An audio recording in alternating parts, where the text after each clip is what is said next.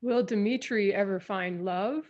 Do I think of actors for my characters when I'm writing them? Are there any parallels that I intended between the characters Sicarius from The Emperor's Edge and Rache from my Star Kingdom series? I will be answering those questions and a few others today in this. This is the second half of a character question and answer video I did a couple weeks ago, and I'll link to that below in case you're curious about the other things. And I will also put the timestamps down there in case you're just curious about one of these questions more than the others and want to jump around. But let's go ahead and get started. These are questions you guys submitted to me on my Facebook author page. And the first one is from Wiz. Will Dimitri ever find true love? And this is a character, he's a side character in my Death Before Dragons series, a series which I did intend from the beginning for there to be kind of a love story that evolved over time with the heroine, Val, and a certain haughty dragon who can turn into a human, so nothing too weird there.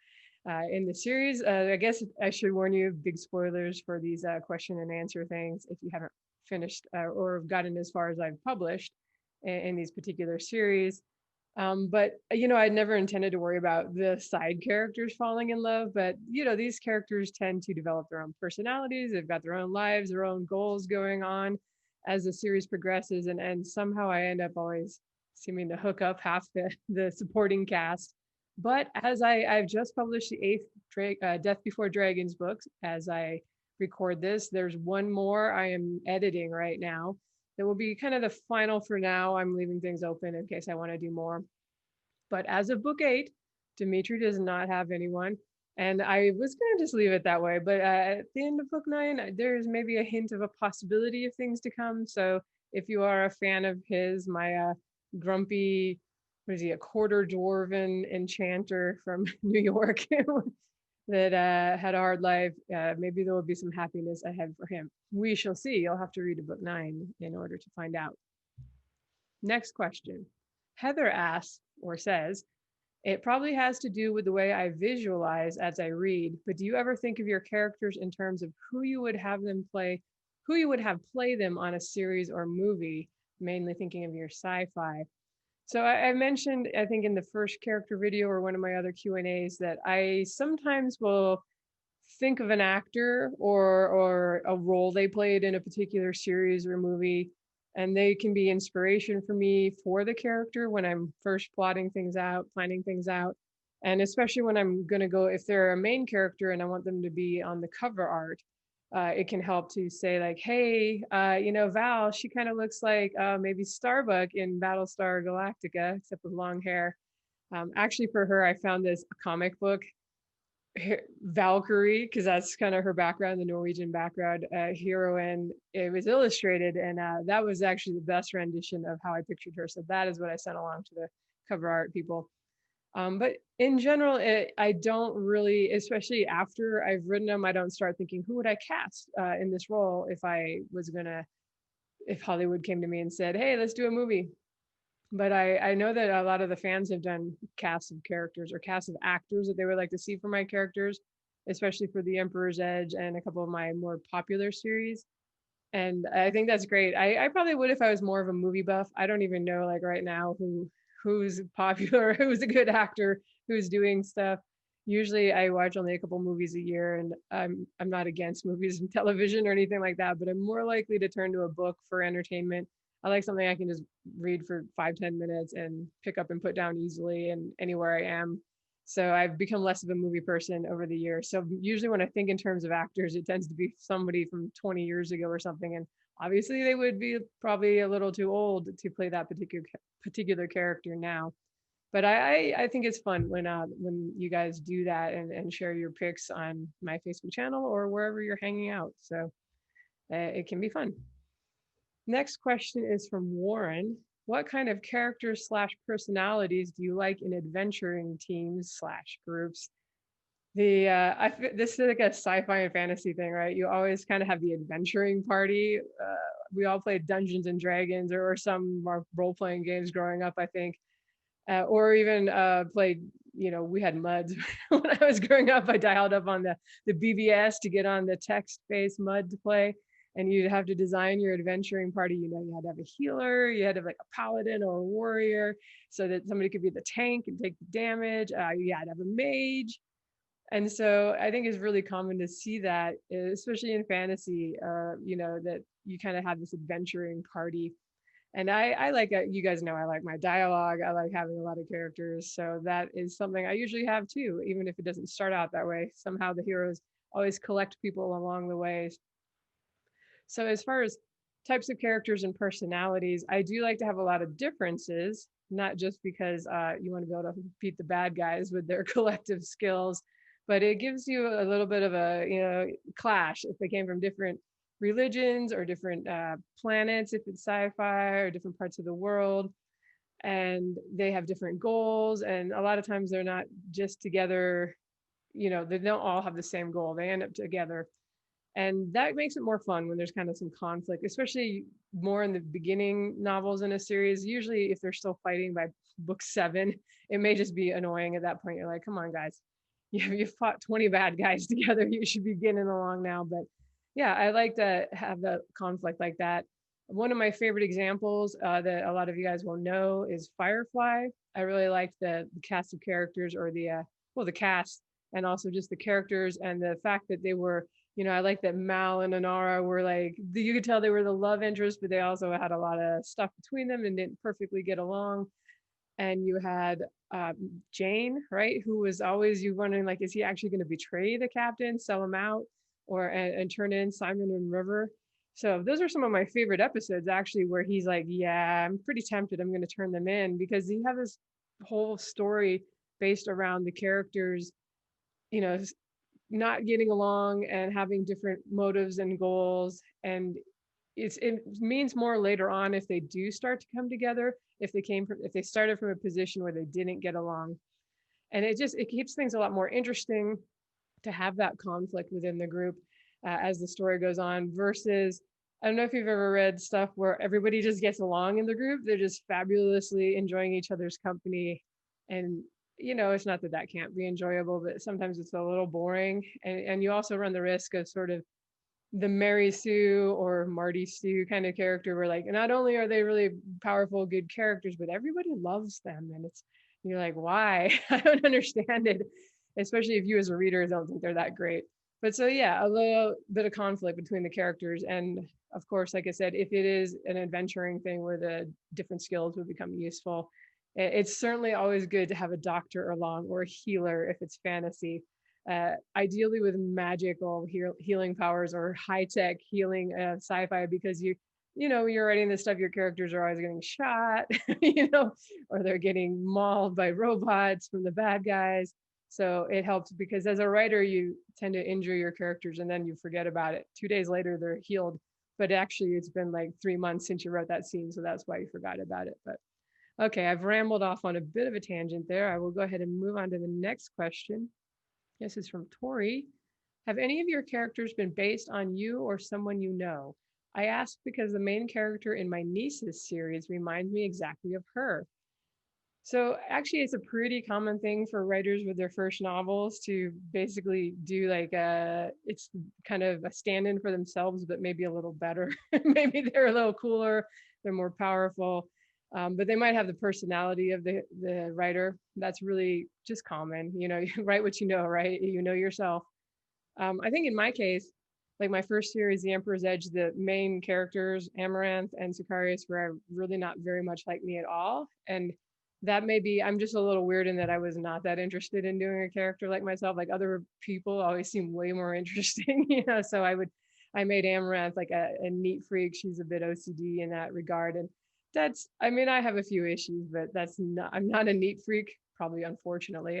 So I look around my office that I moved into 4 months ago. I finally got my bookcase back there with some little arranged dragon stuff, but it takes me, all this place 2 years and still have things in boxes. So definitely not a neat freak. But as far as characters that are like me, a lot of the characters that you could say are kind of on the autistic spectrum, really easy for me to write. The only one I really went out of the way to say she is autistic was McCall, and there's a question about her later. It's the book is called Fractured Stars, and it's set in my Fallen Empire universe, but it's a standalone. It's a kind of a romance, which is hilarious because of my my luck in that department, and my interest, honestly, in that department has never been that great, and hers isn't either. So it is a weird character to have a romance. So that's sort of the most openly like me character. The book starts with her choosing from like, I actually forget, it's a few years since I wrote it, but she's got like 6 pairs of shoes that are the same, exactly the same, because you don't want to run out. They change them. They change your shoes up every couple of years, and you might not be able to get them again. And she's always worried that like she'll run out of the ones she likes. So she's got a whole bunch in there, and she's like, I might have to order more. I'm down to maybe it was 3 or 4 or something, but like that's me. I find something I like. If I like a sweatshirt or something, I go order 3 more so that I know I have it in the future. And so I gave her that trait, and she's got a few of my other quirky traits.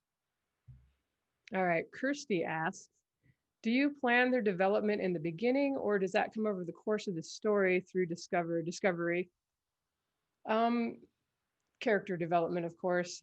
To some extent, I usually have some ideas in the beginning, and it's also a bit of a discovery process, especially when, like you have some idea, some goal they're going to reach, or at least I do when I'm writing, because I kind of write series that have an arc. There's an ultimate goal. Maybe they're making progress throughout the series, but there's some big bad guy or some government they have to overthrow in the end.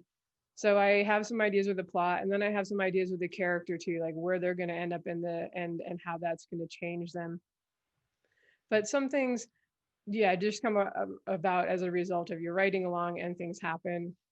Casimir in my Star Kingdom series, I actually didn't have much plan for his development, but as I was writing, I realized that he had this kind of small life. He was a robotics professor, and small in that he was helping the people around him, and he enjoyed that, but he came to realize that he could do a lot more, and that he had I'll say power. I'm not sure power is quite it, charisma and intelligence to kind of affect change around him. And that made him want to actually improve his universe on a much larger scale. So that is something that I kind of discovered along the way, that he had that goal. All right, next question. Patty, I have a dog that wants to walk around behind me. I have a 16-year-old dog, you guys. She's ancient. She's a Vizsla, and she's got super long nails. I just got them cut last week, and already they clack around when she walks. So that's very distracting, but you can't lock out the 16-year-old dog if she wants to come in the office. You just let them do whatever they're going to do at that age.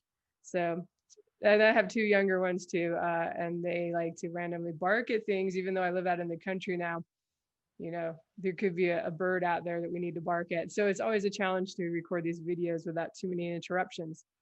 But let's go with the next question from Patty. What do you do if a character evolves as you write them? I feel like I just answered this question. Do you go back and rewrite it, or try to make it part of their growth? Apparently I put 2 questions that are very similar back to back. So just, yeah, I enjoy it when they evolve as I write them. That's actually something I hope for. That the story makes them realize things about their life. Like I write lighthearted, fairly fast-paced adventure stuff, just simple genre fiction. But I do like to have characters wrestling with bigger picture issues and learning things about themselves.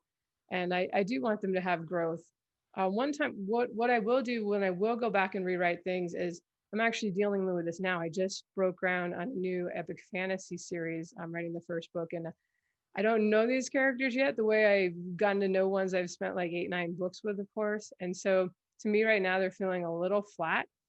So one of the things I will be working on and go back and do when I go to edit is just what can I do to give them a little more personality. And that's a little easier after you've spent a novel with them. They start to develop on their own, but also you think of things you can add, that are their goals or little quirks about them to make them more interesting.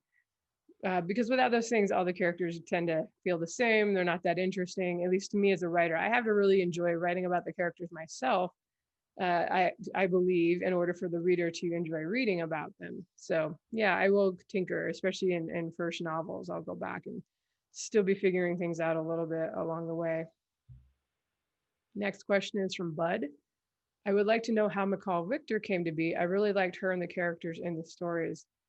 So that is the McCall I was just mentioning, the character that's like me in Fractured Stars. it was a little bit just, I wanted to do, like I said, I've done several characters that I think if you examine it, they would be like, yeah, that character is obviously on the autistic spectrum, even if I didn't say it in the novel, because it's sci-fi and it's 2000 years in the future or something.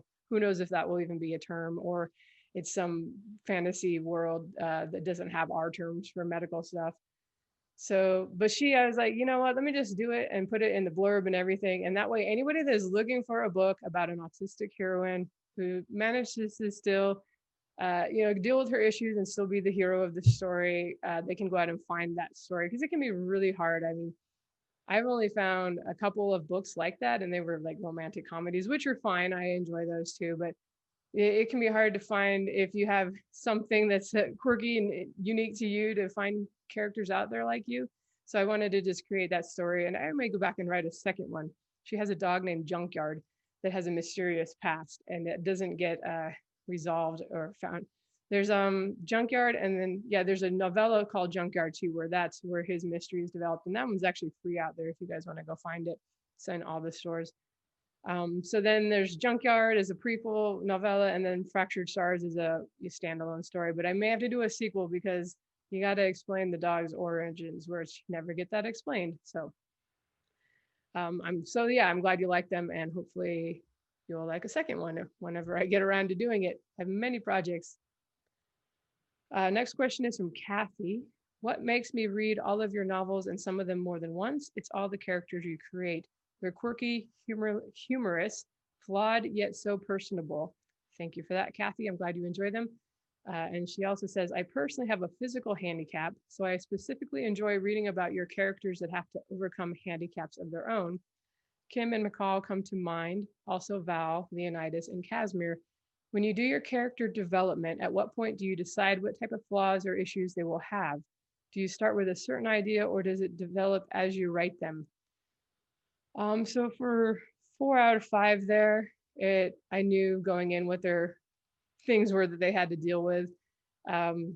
Casimir, actually, he's my hero in Star Kingdom, and he's prone to seizures and has a few other issues. And I came up with that while I was listening to some podcasts. NASA actually has some great podcasts talking about like all the rigors of going into space, and like physical issues that even like really healthy people have. And I was like, okay, what would be fun is if I have this guy, and he has all these issues. They would never be selected to become an astronaut, but he gets stuck fleeing his planet as killer robots are trying to get him, as happens. And so he has to go into space. So I wanted to kind of look at it. And it's like, he was on, he had medication. His seizures were pretty under control on Earth. Or not Earth. They live on another planet in another solar system. But, and I figured, what would happen is just any issues you have would be magnified, sort of like in your zero gravity environment. That was fun. It just made him a more interesting character. I think that's one of the things that a lot of sci-fi doesn't go too much into, like, how that environment actually is, and the human body, how we would react in that environment. So that was that's how that one started. With Leonidas, he has some issues. I won't go into him here. His main issue, I think that was like the 3rd book or something. I figured that out. Is like, he's another one where he's the love interest, but they don't actually get together for several books, and that's one of the reasons. But again, it's just kind of he's this really badass character otherwise, right? He's a cyborg. He was the colonel for the previous regime. So really tough guy. And so you got to like have some kryptonite, so that there's something else going on in the background, with him, that makes him feel human. He's got issues too. So that's a lot of the reason why I do things like this, is so because I have these characters that, because I enjoy doing not the ordinary hobbit everyday person kind of characters, but more people that have some abilities that make them uniquely qualified to hopefully save the world, or do the things, the adventures that these guys have. So it's nice to kind of give them something else to deal with on the side. And I think also it gives you something to identify with as a reader, as most of us, so many of us anyway, we have our own issues. And so it's kind of fun, like I said before, to have somebody that's similar to you, or who's also struggling with something, and they can if not overcome it, maybe part of the development is learning to accept it or deal with it, or maybe it's just something that's always a part of them and they're going to triumph anyway. So I do enjoy that. It almost always is something I start out with. But sometimes, yeah, there have been times where I'm just like, oh yeah, let's do this awful thing to this person and see how they deal with it. All right, last question is from Susan. Are there parallels between Sicarius and Rache? And neither of these guys, I don't pronounce these right. Sicarius is Latin. I never took Latin in school, so I have no idea on the pronunciation. And Rache, I don't know. It's supposed to be like not just German, but old German or something like that. When I looked it up, it means revenge. It's also a type of hunting dog. Yeah, but sure. Just so you know, for those who haven't read everything, which would be most normal people, Sicarius is from my first series, The Emperor's Edge, which is a high fantasy, and he's an assassin in the series. Rache is he's a mercenary from my more recent Star Kingdom series that I've been talking about. That's kind of space opera, space adventure. And definitely some parallels or similarities.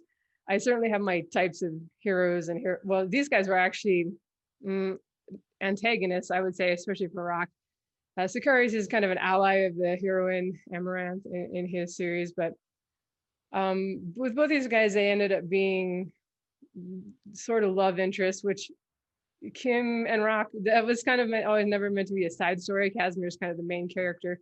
And I was never even going to do a romance in this series, which is hilarious because I can't, as I mentioned in the first question, I cannot help but hook up characters along the way.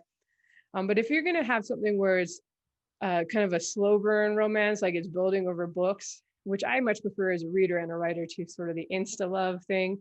It helps to start out if the love interest is like on the other side, like the enemy side, or at least they have opposing goals that's kind of going to put them at odds with each other.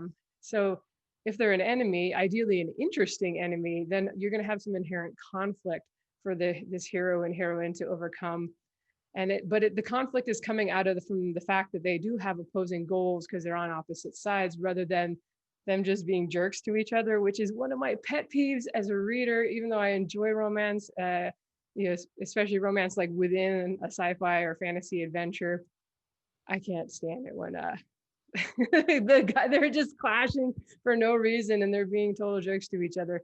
I much prefer when the conflict is like they're on opposite sides, like I said, and they're going to fall in love anyway, or whatever it is, but it's going to take a while. So those are stories I enjoy. Those are stories I write.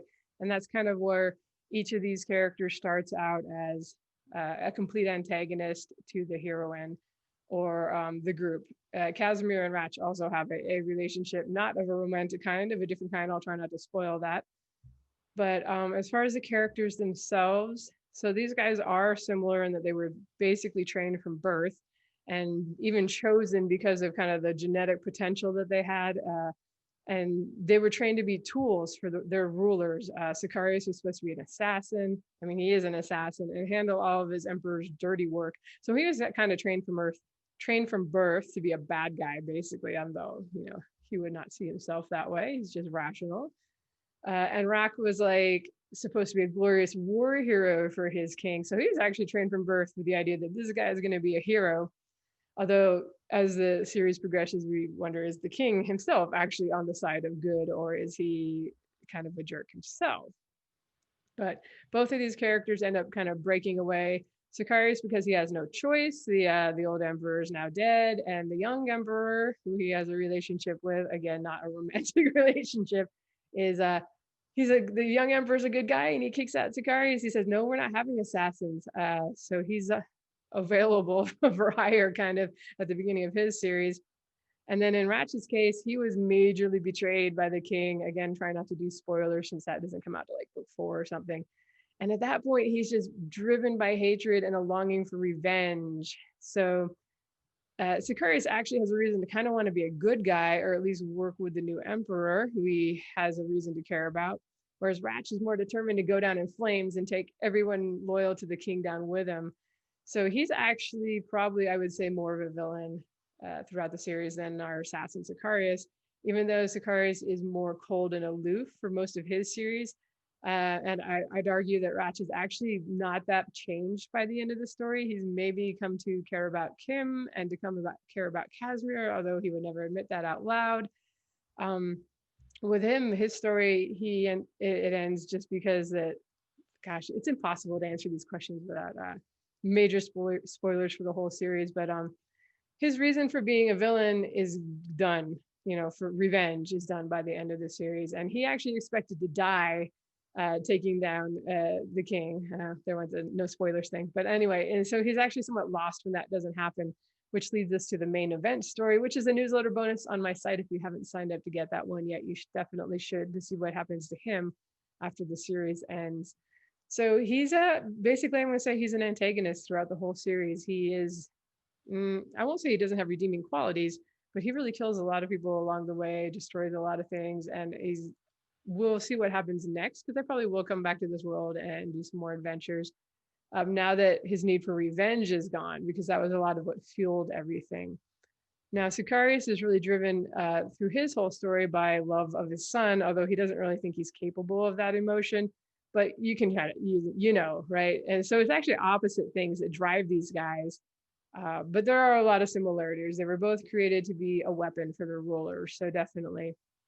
You also never see either of them smile until the very end of the series, I think. Sicarius, because showing emotion wasn't allowed in his training, and Rache because he's always wearing a mask, which I started this series well before COVID came to be a thing. So like the Dread Pirate Roberts in The Princess Bride, he started wearing a mask just because it was the thing to do as a villain, to hide your face, before it became a trendy thing in our COVID world. All right, I think that is the last of the questions. If you guys have anything more you want me to do as far as videos go, let me know. I'm happy to answer any questions that you have. I like doing these because I can then refer people when they ask 2 years from now, ask questions and be like, hey, I already answered that in this video, so go check it out. So awesome. I appreciate you listening. If you like and subscribe to these videos, that would be great. I will keep doing them. And awesome. Have a great new year. Bye-bye.